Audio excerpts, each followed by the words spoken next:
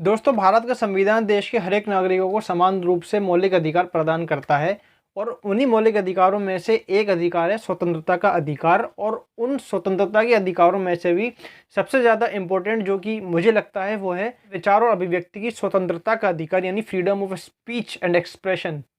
Freedom of speech and expression काफ़ी important right है। आज हम डिस्कस करेंगे कि freedom of speech and expression क्या है और किन मामलों में इसको सीमित किया जा सकता है, यानी कि कब सरकार आपको अंदर कर सकती है। जानने के लिए वीडियो को एंड तक जरूर देखें। Freedom of speech and expression सिर्फ एक आर्टिकल या सिर्फ एक अधिकार ही नहीं है, बल्कि ये देश में एक मुद्दा भी हमेशा ही बना रहता है। अक्सर विपक्ष के सांसद सरकार को इस मुद्दे पर घेरते हुए देखे जा सकते हैं, लोकसभा में भी और राज्यसभा में भी।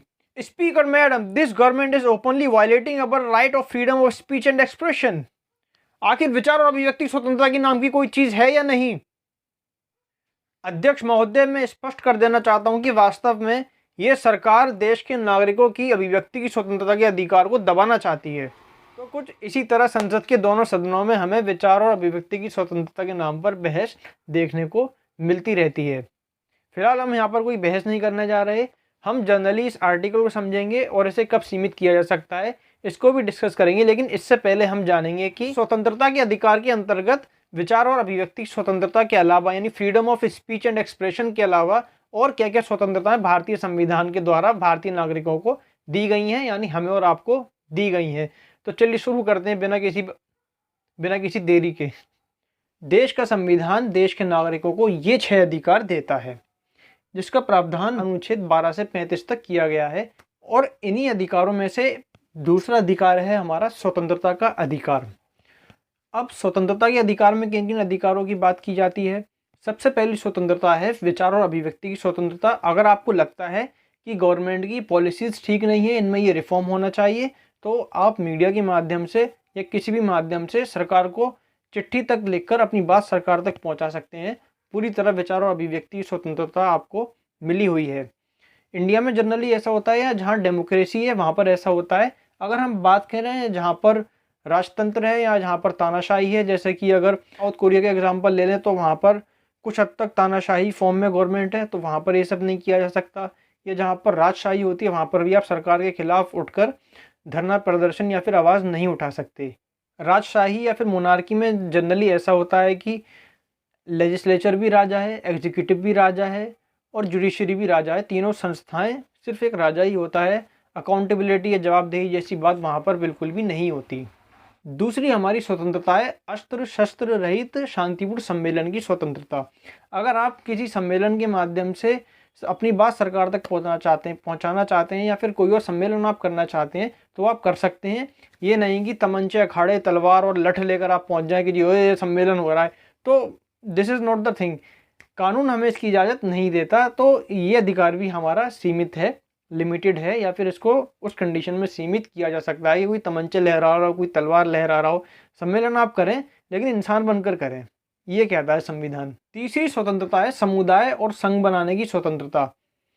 यानी अगर आप कोई संघ या फिर संगठन बनाना चाहते हैं तो आप बना सकते हैं, लेकिन ऐसा नहीं है कि उस समुदाय या फिर संगठन को बनाकर आप इलीगल काम करेंगे, गलत काम करेंगे या टेररिस्ट एक्टिविटीज़ करेंगे, तो ये भी तरीका गलत है। आपको संविधान संघ बनाने की स्वतंत्रता तो देता है। अब ये नहीं कि वहाँ पर इलीगल फंडिंग हो रही है या फिर कोई ऐसे काम हो रहे हैं जो कि किसी कानून के खिलाफ हैं या गैर कानूनी काम हो रहे हैं, तो ये इस अधिकार को भी इस कंडीशन में सीमित किया जा सकता है। चौथी स्वतंत्रता है संपूर्ण भारत में कहीं भी आने जाने की स्वतंत्रता। Freedom to move freely throughout the territory of India. आप चाहें आप कहीं भी आ जा सकते हैं, लेकिन यहाँ पर भी कंडीशन ये है कि अगर कोई ऐसा इलाका है जिस गवर्नमेंट ने सीज किया हुआ है या फिर किसी कारण की वजह से वहाँ पर आम लोगों को जाने की परमिशन नहीं है, सिर्फ गवर्नमेंट ऑफिशियल्स वहाँ पर जा सकते हैं, सिर्फ कुछ अधिकारी वहाँ पर जा सकते हैं, या किसी के पास एक स्पेसिफिक पास होता है वही लोग वहाँ पर अलाउड होते हैं, तो इस कंडीशन में भी एक कॉमन आदमी को, कॉमन मैन को वहाँ पर जाने से रोका जा सकता है। बाकी इसके अलावा पूरे इंडिया में आप कहीं भी आ जा सकते हैं। पांचवी स्वतंत्रता है संपूर्ण भारत में कहीं भी बस जाने की स्वतंत्रता।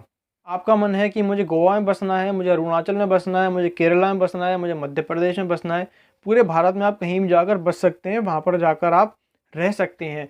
हाँ, वो अलग बात है कि अगर किसी राज्य को अगर विशेष राज्य का दर्जा मिला हुआ है तो वहाँ पर ये सब अलाउड नहीं होता। जैसे कि धारा 370 हट जाने से पहले जम्मू कश्मीर के साथ भी यही कंडीशन थी कि वहाँ पर हर एक आदमी जाकर नहीं बच सकता था, लेकिन 370 हट जाने के बाद जम्मू कश्मीर का ये स्पेशल प्रोविज़न भी ख़त्म हो चुका है। तो आप चाहें आप पूरे भारत में कहीं भी आ जा भी सकते हैं और कहीं पर भी बच भी सकते हैं। छठी स्वतंत्रता, उपजीविका या फिर कारोबार की स्वतंत्रता, यानी कि आप कोई भी कारोबार करें इसकी पूरी तरह आपको आज़ादी है, लेकिन इसका मतलब ये भी नहीं कि आप चरस गांजे की खेती करने लग जाएं कि मैं तो ड्रग्स का काम करूंगा, मैं चरस गांजे का बिजनेस करूंगा, मैं तो बंदूकें और तमंचे इलीगल तरीके से सप्लाई करूंगा। तो ये तरीका भी गलत है। आपको जो बिज़नेस है वो इस तरीके का होना चाहिए जो कि कानून के दायरे में हो। इसको भी प्रतिबंधित किया जा सकता है, यानी इस अधिकार को भी सीमित किया जा सकता है। अब देखिए, बड़ी एक इंटरेस्टिंग चीज़ आपको बताता हूँ। जितनी भी स्वतंत्रता को मैंने बात करी कि कहीं भी आने जाने की स्वतंत्रता, लेकिन जो एरिया कोई सीज है आप वहाँ पर नहीं आ जा सकते, कोई भी बिजनेस आप कर सकते हैं लेकिन इलीगल काम आप नहीं कर सकते, सम्मेलन कर सकते हैं आप लेकिन अस्त्र शस्त्रों के साथ या फिर हेट स्पीच नहीं दे सकते। तो नहीं कर सकते, नहीं कर सकते, नहीं कर सकते, इनको हम जानते हैं युक्ति संगत प्रतिबंधों के नाम से, यानी इंग्लिश में कहें रीजनेबल रिस्ट्रिक्शंस।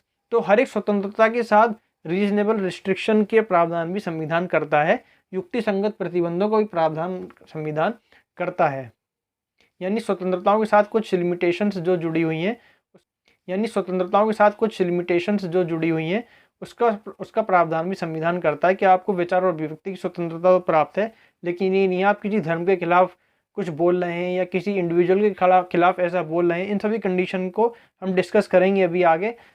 फिलहाल कहने का मतलब ये है कि इन सब के साथ युक्ति संगत प्रतिबंध भी लगे हुए हैं। अब बात करते हैं मेन मुद्दे की कि वास्तव में विचार और अभिव्यक्ति की स्वतंत्रता क्या है और इसे कब सीमित किया जा सकता है। देखिए, विचार और अभिव्यक्ति की स्वतंत्रता यानी freedom of speech and expression, थोबड़े में घुसा दे ना, थोबड़े में उधर कर। देखिए, विचार और अभिव्यक्ति की स्वतंत्रता जैसे हमने पहले बात करी कि हर एक सिटीजन को, हर एक नागरिकों को समान रूप से मिली हुई है। आप चाहें मीडिया के माध्यम से, प्रेस के माध्यम से अपने विचार व्यक्त कर सकते हैं और गवर्नमेंट की कोई पॉलिसीज़ आपको ठीक नहीं लगती, उसमें क्या कमियां, इनको भी आप हाईलाइट कर सकते हैं एक फैक्चुअल वे में, एक मर्यादा में रहकर।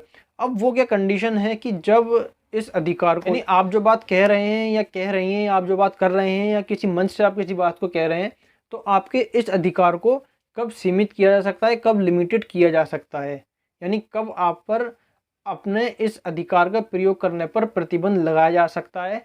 आम भाषाओं में कहें तो उस व्यक्ति पर कार्रवाई भी हो सकती है। वो किन कंडीशन में होगी, जानते हैं वन बाय वन।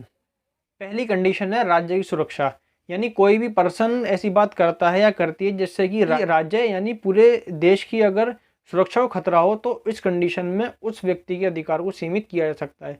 राज्य का मतलब देश होता है, क्योंकि जब हम पॉलिटिकल साइंस पढ़ते हैं तो वहाँ पर राज्य का मतलब एक ऐसी जगह से आता है जिसमें 4 तत्व होते हैं: भूमि, जनसंख्या, संप्रभुता और सरकार। तो यानी ये पूरा जो भारत है वो पोल साइंस की लैंग्वेज में एक देश है। राज्य का मतलब देश से है। और यूपी, एमपी, मध्य प्रदेश, इनको हम भारतीय राज्य की विभिन्न इकाइयाँ कह सकते हैं।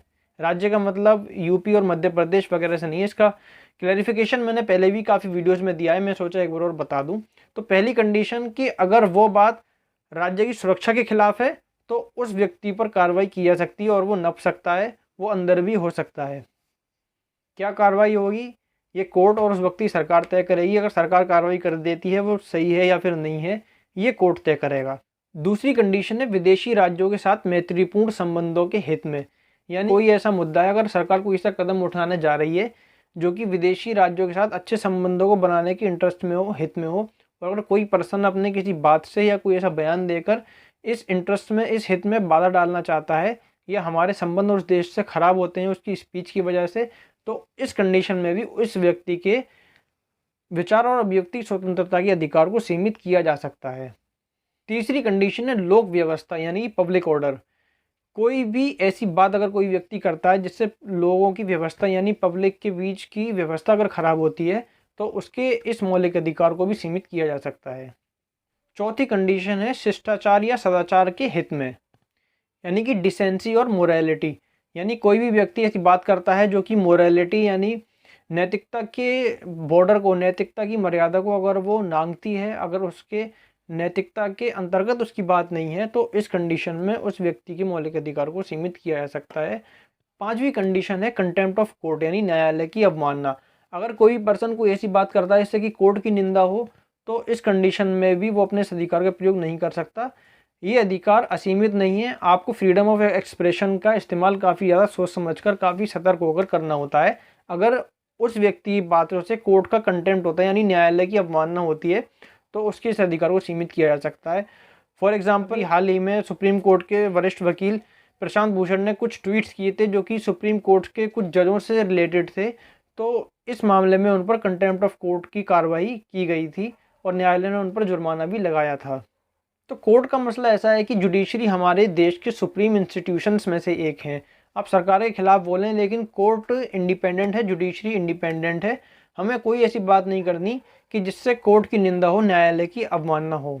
जुडिशरी का काम वास्तव में ये देखना होता है कि देश के नागरिकों को उनके अधिकार मिल रहे या नहीं मिल रहे, सरकार ठीक से काम कर रही है या फिर नहीं कर रही है। ये सारा काम जुडिशरी देखती है। आप सरकार के खिलाफ बोलें, लेकिन कोई भी पर्सन अगर जुडिशरी के रिगार्डिंग कुछ ऐसी बात करता है तो वो कंटेम्प्ट ऑफ कोर्ट यानी न्यायालय की अवमानना के अंतर्गत आता है। छठी कंडीशन है मानहानि। मानहानि जैसे कि अगर कोई व्यक्ति यानी कि अगर पर्सन ए पर्सन बी पर कुछ एलिगेशंस या कुछ आरोप लगाता है, मान लीजिए उसने कोर्ट के माध्यम से उस व्यक्ति पर केस कर रखा है कि इस व्यक्ति ने ये जुर्म किया है। इन केस अगर पर्सन बी ये मानता है कि वास्तव में मैंने ये अपराध नहीं किया, तो वो उल्टा पर्सन बी पर्सन ए का मुकदमा कर सकता है। फॉर एग्जाम्पल, पूर्व वित्त मंत्री अरुण जेटली और दिल्ली के मुख्यमंत्री अरविंद केजरीवाल के बीच भी मानहानि को लेकर काफ़ी ज़्यादा खींचतान हुई थी, क्योंकि दिल्ली के मुख्यमंत्री अरविंद केजरीवाल ने अरुण जेटली पर भ्रष्टाचार के DDCA के रिगार्डिंग काफ़ी ज़्यादा आरोप लगाए थे। इसके बदले अरुण जेटली ने अरविंद केजरीवाल पर मानहानि का मुकदमा चलवाया था कि वास्तव में मुझ पर ये आरोप नहीं है और ना ही साबित हुए हैं। तो इस कंडीशन में मेरी यानी कि पर्सन बी यानी अरुण जेटली, उनका मानना था कि इसमें मेरी मानहानि हुई है।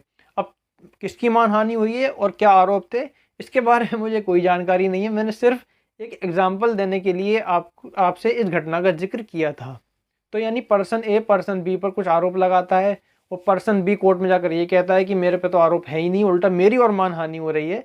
तो उस कंडीशन में यानी जब उस व्यक्ति की बातों से किसी की मानहानि हो और उसके आरोप झूठे अगर बाद में साबित हो जाएं, तो मानहानि के अंतर्गत आने वाली अगर कोई बात ऐसी है, तो इस कंडीशन में उस व्यक्ति के फंडामेंटल राइट जो कि freedom of speech and expression है, उसको सीमित किया जा सकता है।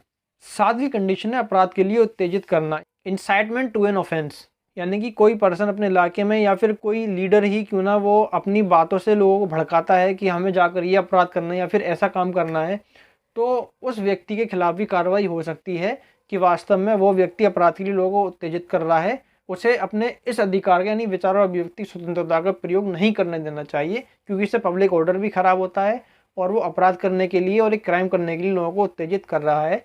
तो इस स्थिति में भी हम फ्रीडम ऑफ एक्सप्रेशन का प्रयोग नहीं कर सकते, यानी इस वे में नहीं कर सकते इसका इस्तेमाल।